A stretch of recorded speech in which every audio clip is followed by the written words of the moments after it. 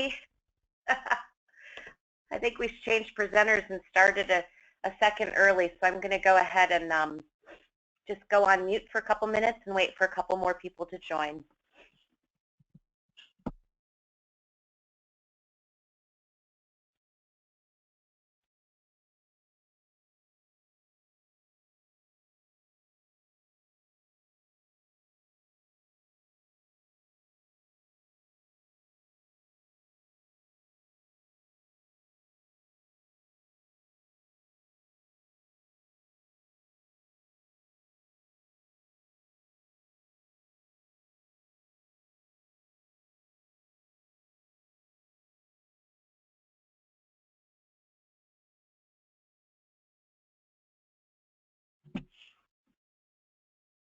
Hi everybody, this is Beth Johnson from Clear Process Solutions, and today we're going to be talking about central governance for Winshuttle. So we're going to do things a little bit differently today.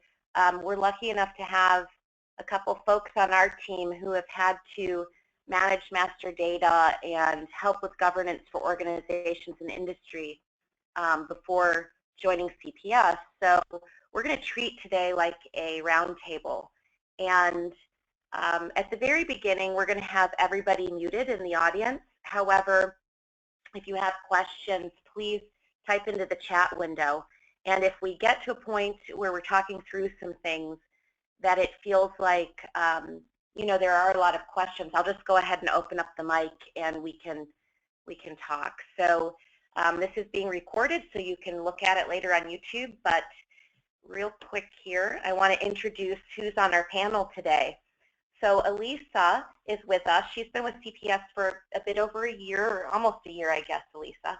And she was involved in a project that we actually helped her with when she was in industry to move about 200 node-lock desktop users into Winshuttle Central. So she's going to give us some insights from that, and we're excited to have her here today. And then we also have in our panel today Jason King, who is a new member to our team, but similarly in industry, had a project to move all of his Connect users into Central. So kind of trying to accomplish the same goals, but a little bit different paths. So we have a lot we can draw on from them. And what we thought we would do is just sort of take a first pass at what is Winshuttle Central, what is that governance module, and what are the things that people typically think through in their organizations when trying to decide if it makes sense to move to that model. So, you know, the first piece is just, this is a part of the Winshuttle Suite that can be added if you are a desktop-only client to round out some of the capabilities that Winshuttle can offer in mass data maintenance. So with that, I'm going to go on mute and let Jason kind of walk us through some of the pain points that people have felt in industry and how that affected Jason's decision process when he was looking at all of this and evaluating it. So Jason, you ready to roll? Yep. Okay, thank you.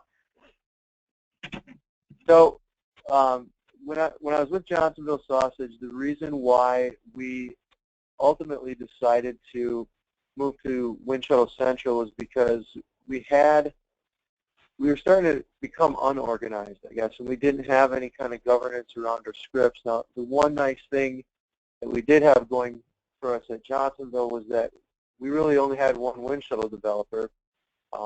So from a development standpoint, you know, we didn't have scripts coming in or being created from all different areas of the organization. So, but we did want to put some governance around so that we were prepared to grow in the event that we wanted to start adding more developer licenses, more runners, things like that. So, you know, it gives you that governance. It also gives you a solid place to store your scripts out on a server versus using a shared directory or something like that. And it, you know, it forces the scripts to be published and created in a proper way. So you know that you have things done correctly. There's a workflow comes out of the box to make sure that anything that's getting published is approved, which is great. Your catalog of scripts is now searchable within the central site, which is excellent. That's something we really needed. Can't tell you how many times you got a question, hey, do we have this script, or do we need to create a script for that? Well, now we can search for it. So, and then you have your ROI metrics. They're vastly improved in the central site versus just the desktop product. If you go to the next slide, please. So one of the biggest pain points that we had at Johnsonville, one of the main reasons why I was pushing hard to get Central implemented there, was we had no version control over scripts. So the first thing is that when you create a script, if you open it up and you start changing it and you save it, you don't have the version if you're doing that on a shared directory or on a desktop. You have to actually create a copy of it and rename it if you want to actually have the different versions out there. Whereas when you publish in Central, it automatically is creating a new version of the script for you if you so choose. So it gives you that versioning, which is really great. But then you don't have to worry about anybody using an outdated version of the script. Now, with 10.x, anybody using one of the 10.x versions of Winshuttle, a user could potentially download a Excel template, fill it out, and it could be an older version if they've saved it on their desktop. And when they run it, if it's an older version, Winshuttle Central isn't going to stop them from running it, but in the new version, version 11, it will stop them from running it. So it's really great to have that version control. You can make sure that people are running the latest and greatest script, and make sure that you don't have any bad data loads because of running a script that doesn't have a field that it should have, or doesn't have an if condition that it needed to have, and so on and so forth. So it helps you avoid needing to create another script just to clean up a mess, which is great. And Central really makes managing the versions of your script really easy. It's very easy to roll back if you needed to a previous version of a script. So a lot of great things that come along with the version control within Central. We can pop to the next one. There we go. So the other thing we were running into at Johnsonville was we had a pretty large collection of scripts that were really ad hoc or just a one-time use type of thing. And we just had them all sitting out in our shared directory, and sometimes there were redundant scripts because I couldn't remember that I created one already for that. We had, I would say getting close to 200 scripts out there, and you can't really search a shared directory for it very easily. You don't necessarily have any documentation behind it, so you won't know. You'd have to know by the name of the script if that was really a script that was going to work for what you wanted to use or what you needed to do. So what we were able to do with Central is you can search all the metadata that's within the script through the Central site, and it makes it easier to find. It's certainly a lot easier to maintain. And the other thing is when you go through the publication process, you can really decide at that point, okay, this is something that I'm going to put into a folder that we're going to continue to use this on a regular basis, or I'm going to put it into something just once, we use it, and then I'm going to remove it from Central. So because you have to go through that standardized publication process for your script, it really kind of minimizes the number of scripts you're willing to publish because you have to go through a small process to do it. So it's a lot easier to manage your scripts through the Central. So we can go to the next slide. One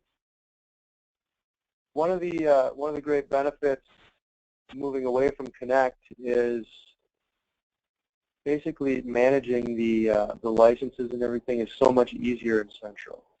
And deploying runner licenses and things like that becomes a lot easier. You can manage password's a lot easier. If somebody's locked up and you want to reset them, I don't have to, work with Winshuttle directly. I don't have to go to their computer and help them get unlocked. You can just do a lot of that from the central site, so it gives you more control that way. You control certain things with how scripts run from the central site, which is really helpful. So a lot of good, administration and governance that you can apply from central that you don't have when you have the Connect version. I mentioned before too that there's some other benefits and things that we got out of moving to central. One nice thing is the workflow that comes out of the box to route, I won't necessarily say route a script, but to get the script approved. So this really opens up another, like at Johnsonville, we had all our developer licenses. There's one developer license at first, and then the other one that we purchased, we're in our IT organization. We really didn't want to give that out to the business. But Winshuttle really is a tool, the desktop tools that could be used by the business. They're very easy to use. Business users know the transaction better than anybody else. So it's something that really could be used in the business. We just weren't comfortable doing it at first. So when you have this process, this workflow process to submit a script for publication, have somebody review it and approve it, it really kind of opens things up. You have the control over all of the scripts that are being developed in your organization through Central, and now you can let business users develop if you so choose, because they're not just going to be able to create a script and run the data in. They create the script, submit it for approval, and then you can take a look at the script, understand exactly what it's doing, the type of data that's going to be loaded, and then approve it or reject it. So it gives you that control and then kind of opens things up so you can get the tool out into the business user's hands. So that's one great thing about Central. The ROI reporting is significantly improved from just using the desktop version, the Connect, if you will. You have far better reports, far better charts and graphs and things like that. So I really have enjoyed pulling the data, showing ROI out of Central versus going out to the Connect site.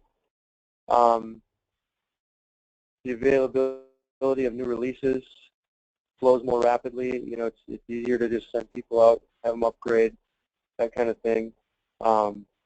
Everything is controlled through Central, so you still have all that administrative governance that you can utilize. We noticed at Johnsonville that we had a lot less frustration with having the wrong script and then it doesn't work and why is this failing, because you find out that you have an old version of the script, or those kinds of things kind of went away because now you have to go out and grab the latest script from Central every time, and it actually is a lot easier than trying to navigate through the shared directory labyrinth and try to find something. You can now search. So people really enjoyed the move to Central. It made things a lot better, and it was a really small change. And then, again, as I talked about earlier with the data, using an outdated script, it could potentially still work and then not, run the T code properly or load the data properly. Maybe it's incomplete data, so now you're putting bad data in because you're using an outdated script. This eliminates, the risk there because they have to use the latest and greatest. Okay. So I know, yeah, Jason, this was one that we spent some time talking about is, if you're having to justify, it's a smaller cost, but there is a bit of a change to move to this model. You came up with some great metrics as to what the value provided, kind of in hard and soft dollars.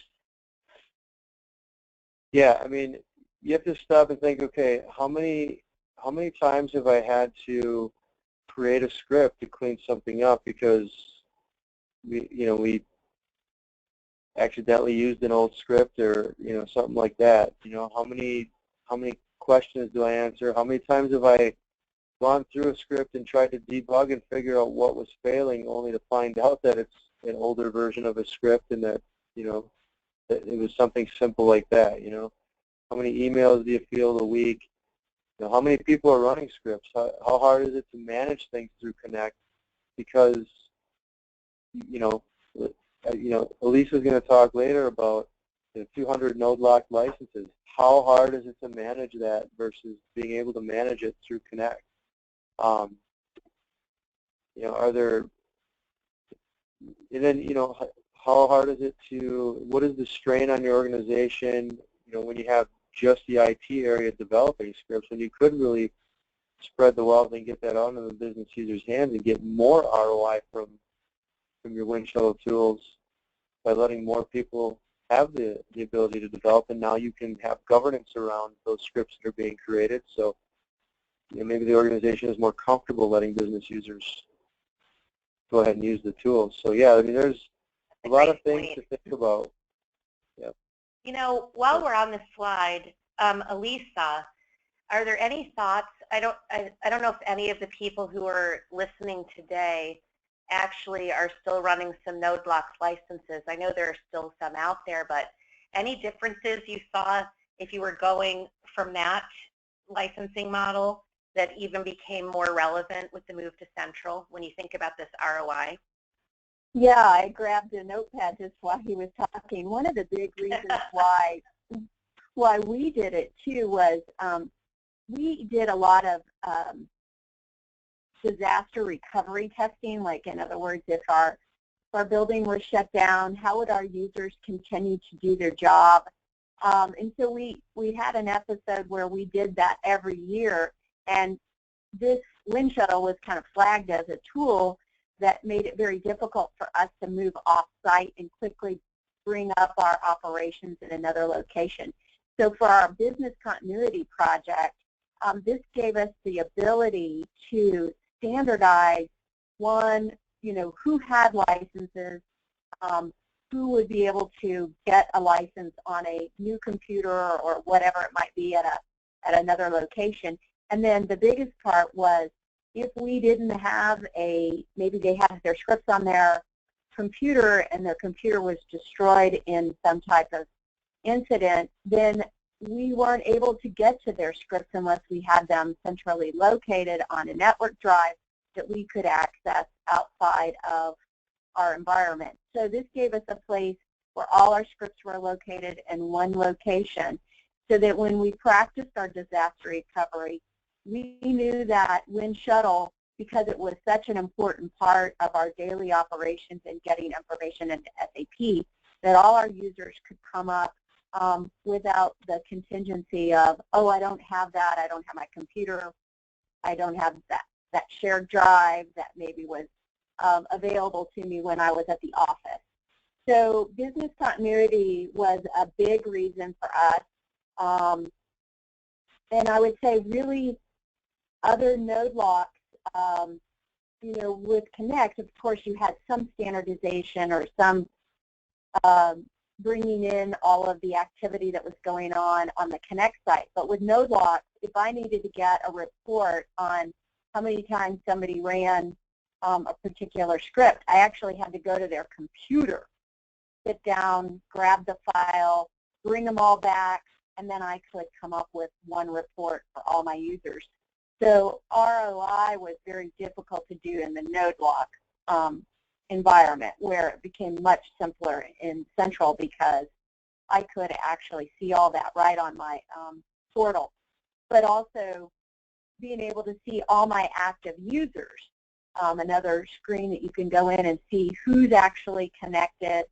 A lot of times, because we have all these people classified as runners, I could also quickly see who all had a runner license, drop those email addresses into maybe my office communicator, and I could see who was online at the time if I needed to do some maintenance, needed to shut down the server.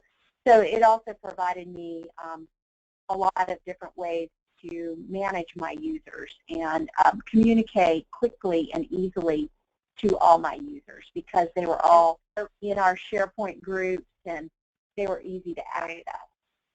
And Elisa, you had over 200 people actively kind of running scripts as part of their day-to-day, correct?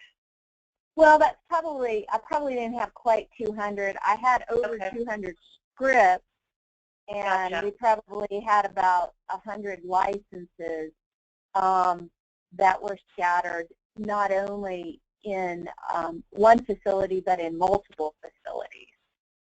Right. And then we also had different user bases that we're using that we wanted to manage differently. So we actually stood up different central sites so that our Alpharetta office kind of could manage their scripts and everything a little differently than like our Carrollton office did. Gotcha. Yeah, I'd imagine with different locations it's quite cumbersome if you're running node locked. Right. Well, I think at this point, does it make sense for me to flip presenter to you and maybe show a little bit, you know, in case people aren't familiar with what this really looks like? And then, you know, our plan was kind of to check for questions and go through some steps about what it takes to actually move from where you are today to that version. Sure. Does that make sense? Yeah. All right, let me figure out how to do it here, and then I'll be right to you. I think it's coming your way.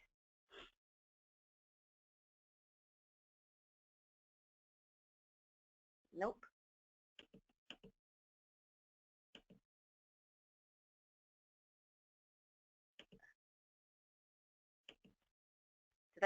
I'm having some user error.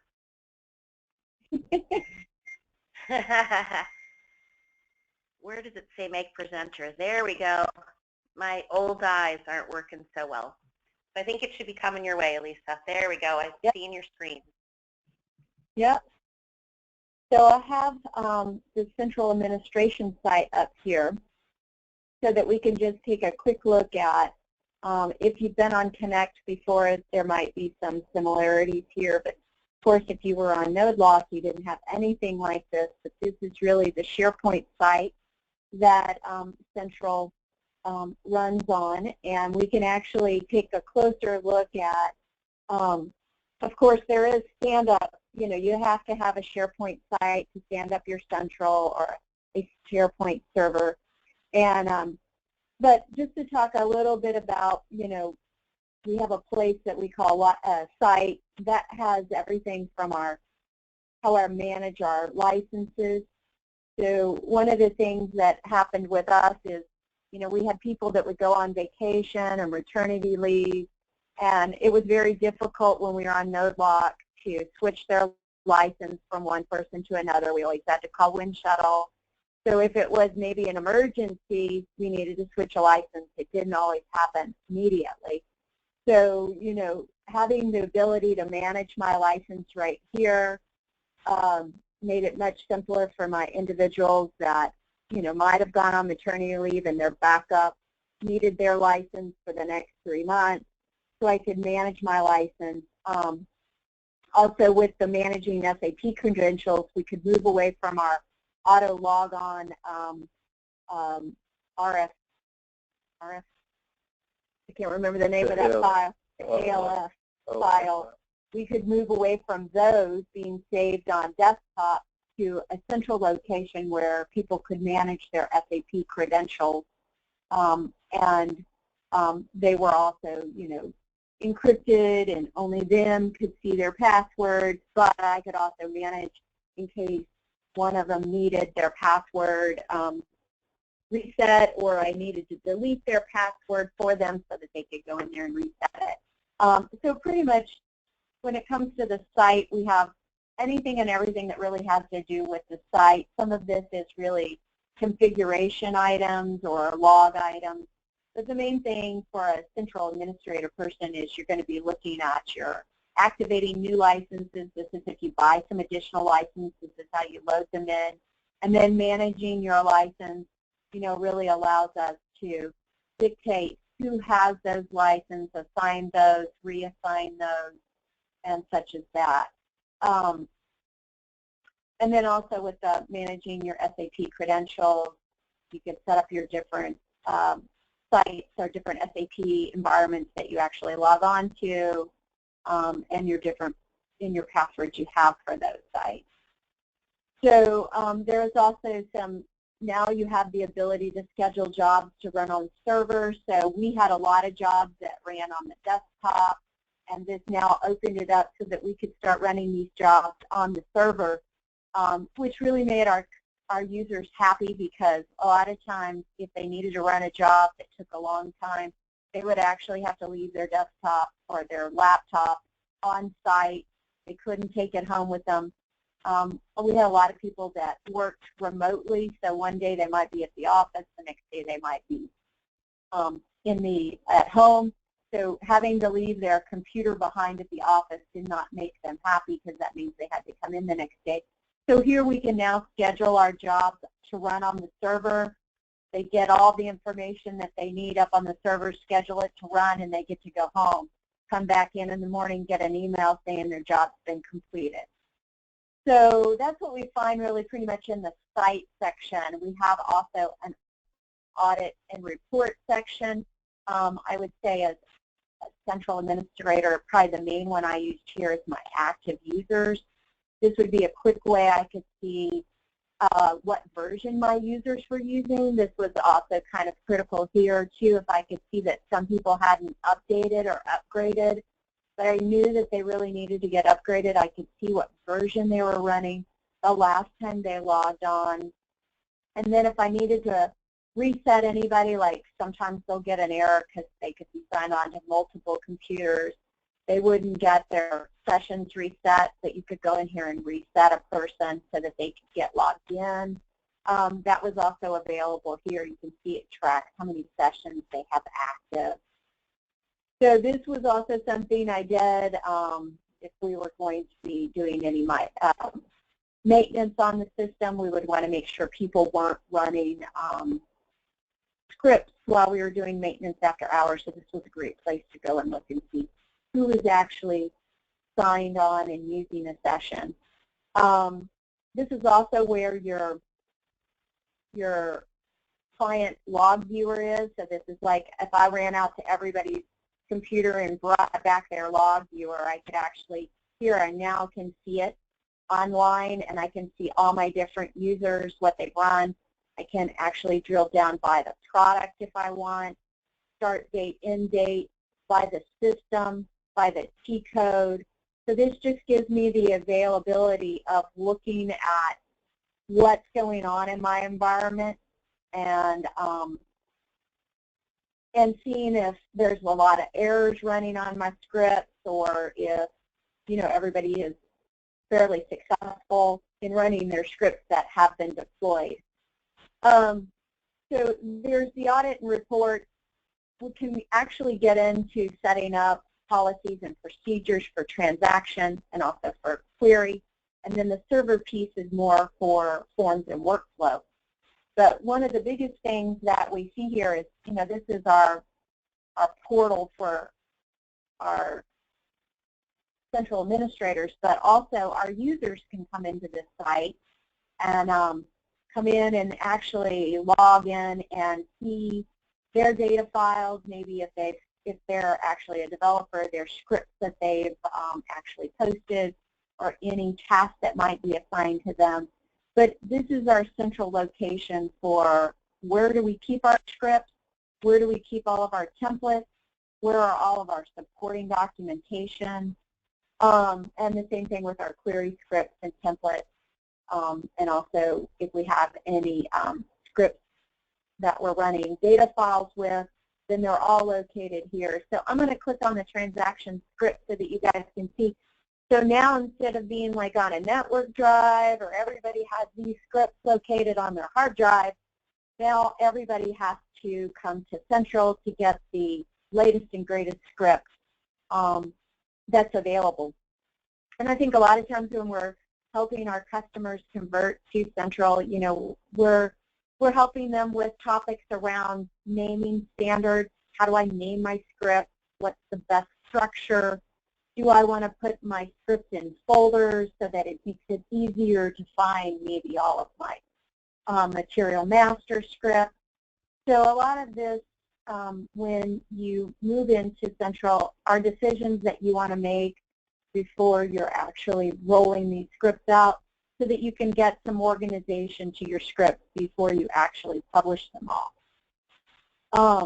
So these are different topics that we can assist you with if you need help. But a lot of times, you know, it is best to do some type of organization here.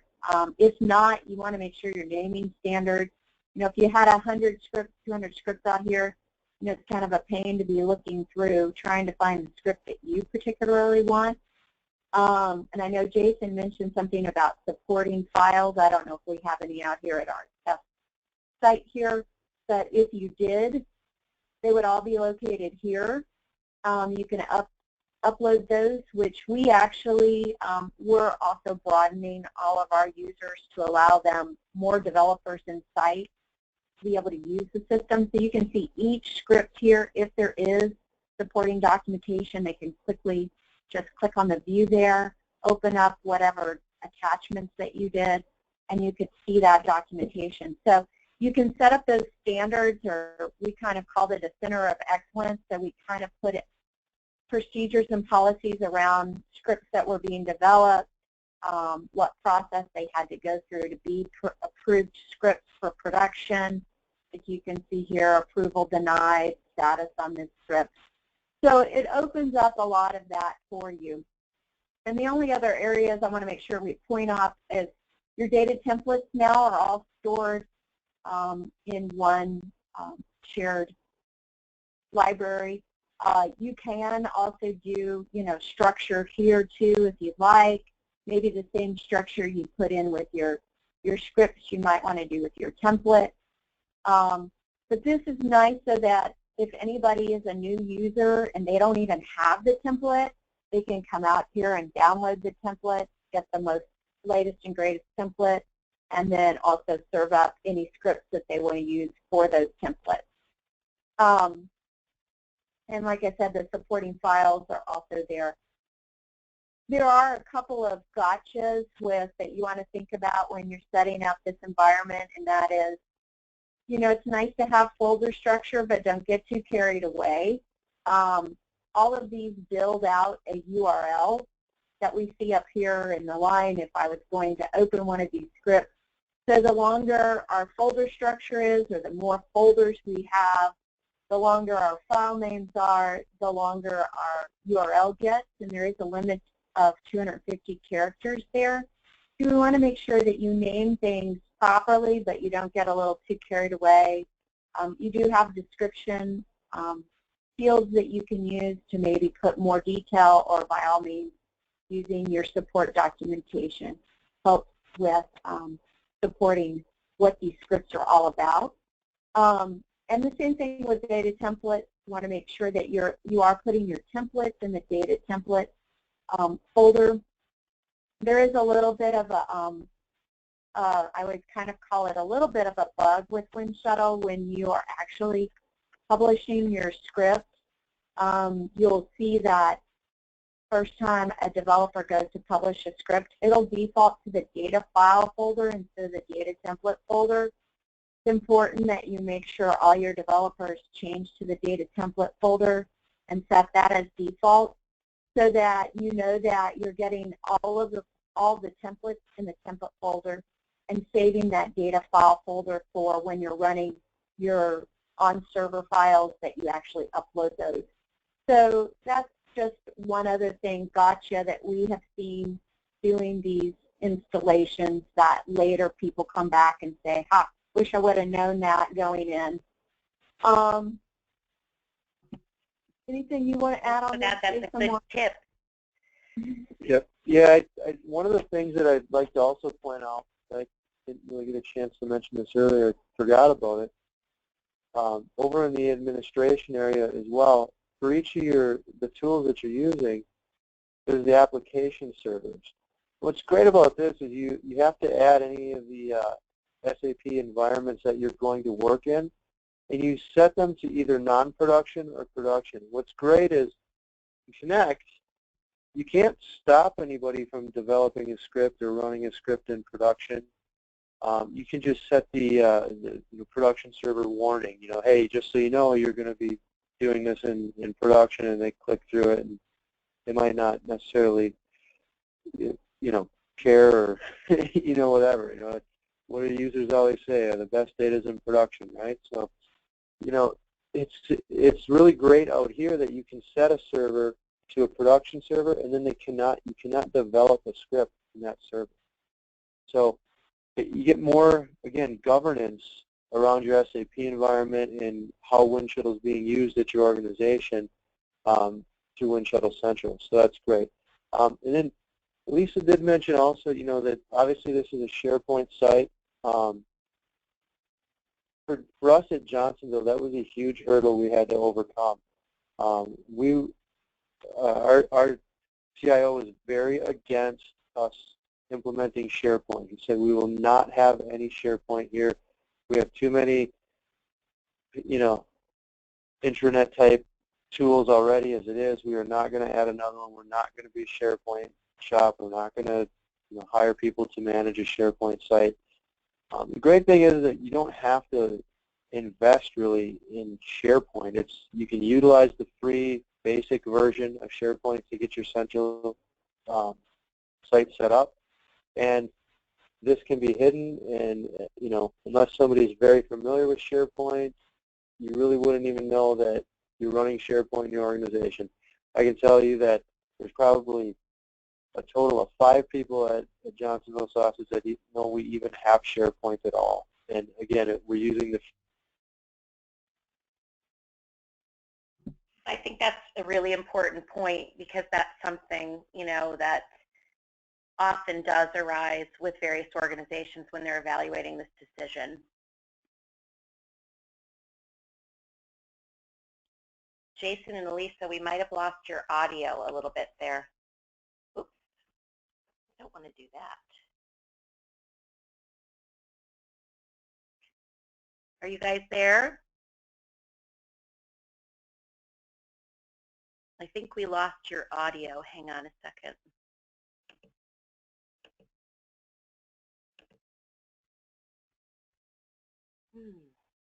Jason and Elisa are working remote today. We had a summit, and it could be that we lost their audio. I'm just going to type in the chat window here. This is what we were looking at before. I'm going to chat to them that we lost the audio. Whoops. At this point, I wanted to open it up and ask if anyone who's listening today have questions, especially based on where you are with your organization and what structure you have.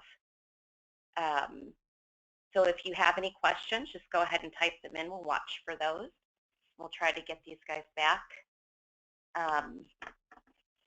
But, one of the things that CPS has helped quite a number of people do, a number of organizations, is make this transition. And through that transition, we are able to both help if SharePoint is not, a standard tool within your tool set, stand up that free version and make it very simple. It's a very small footprint. We can also we've got checklists and procedures from doing it so many times to sort of assist in coming from where I am to where I need to go. What are those steps? What makes it easiest for the end users? Some of the things Elisa talked about regarding what should I think about with naming conventions, libraries, and how I'm establishing the governance of my actual scripts. Those are things that we can pretty rapidly help to enable. We can also help you understand from a pricing perspective what the change in that Winshuttle licensing means, and kind of bundle everything together from a licensing and a services perspective. I just wanted to do a quick check. Elisa and Jason, are you guys back on audio? don't think so. So that's okay. I mean, if anybody has questions, please type them in. I'm going to take a peek right now and see if anything's come up.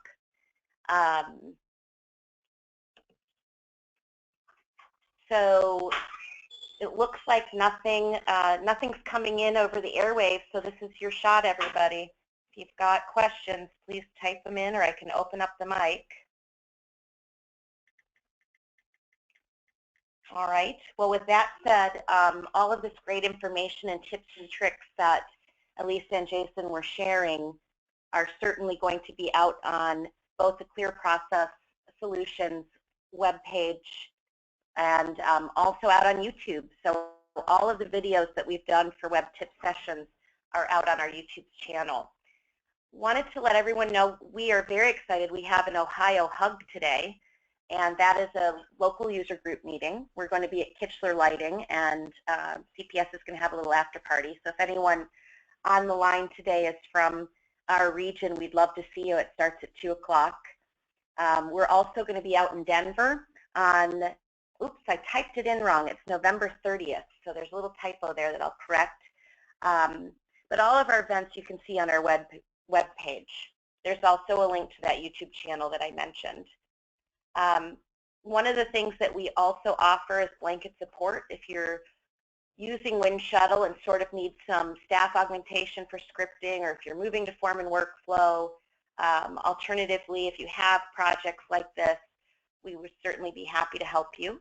If you're not on our support structure, feel free to contact us at the email shown, and we'll stand you up for 5 free hours so that you can give it a test run. We love doing that so that we can kind of understand what the usage is at your organization, and you know, how you might be able to achieve some more return on investment with this Winshuttle investment. So that really, for today's session, wraps it up. I'm sorry about our technical difficulty with the audio there. I'm going to do one last check on questions. Looks like nobody's typed anything in.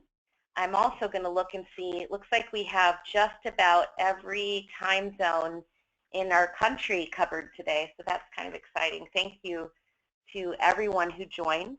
I hope you found it useful, and feel free to reach out to us if you have any questions that occur to you after this session. So have a good day, everybody, and I hope that I see some of you at our user group meeting this afternoon. Bye.